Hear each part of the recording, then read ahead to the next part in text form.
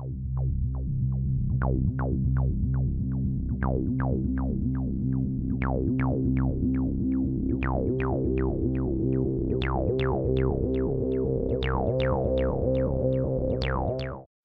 going to take a brief time out from talking about SHOT Show in order to bring you a quick legislative update.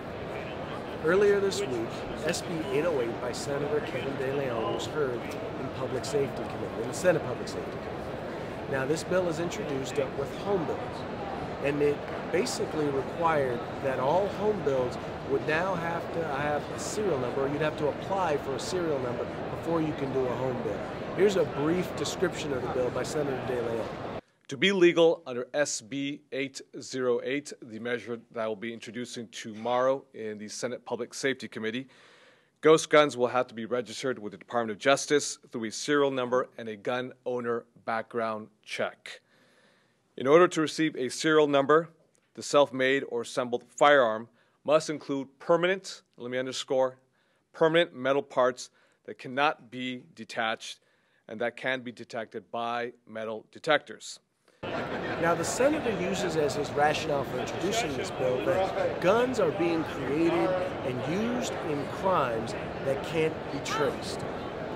Listen here to some of the examples that he gives. With the purchase of this lower receiver online through the internet, you can go on YouTube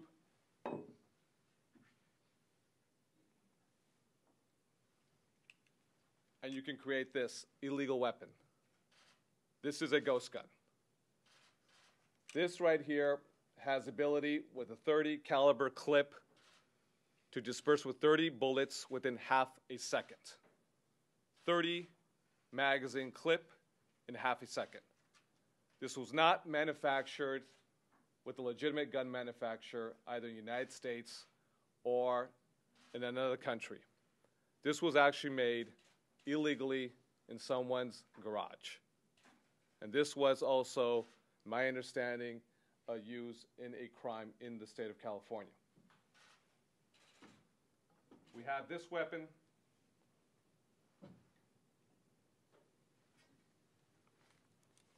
Which is an automatic sniper weapon that is used by our troops in the military in Afghanistan.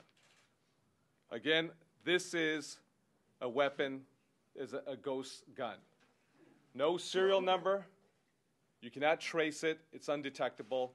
You don't know who purchased it. You don't know who made it. It starts, again, with the lower receiver. And that is the difference between an automatic weapon that is a legally purchased weapon with a serial detectable number by the Department of Justice in the event if it's utilized in a crime, and a high-powered assault weapon, sniper version, used by our troops in Afghanistan, patterned after the AR-15, commonly used by U.S. military. This weapon is illegal. It's a ghost gun. It's been used in crimes and cannot be detected to the manufacturer or to the owner of this weapon.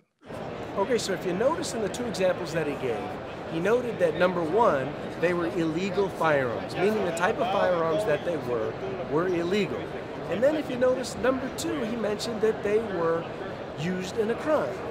Now, maybe it's just me, but if I were going to make an illegal firearm, and then I was going to use that firearm in a crime, would I really bother to go get a serial number for that? This bill was actually amended in committee. Now, they didn't televise the committee, so unfortunately I can't bring you video. But in essence, what the new amendments did was it expanded their serial number requirement to all firearms in California that don't currently have serial numbers. Look, we need you to get active. We need you to get involved. We need you to go to demandrights.org. That's demandrights.org. And get involved, sign up, make sure your voice is heard. I also want to encourage you, if you are an FFL, if you are a firearms dealer, if you're just a collector, I want to encourage you to go to calffl.org/join and join CalFFL. Join us in the fight so that we can end stupid bills like this. This is Craig DeLuz, your representative with CalFFL at SHOT Show 2014. Let's get back to the fun stuff.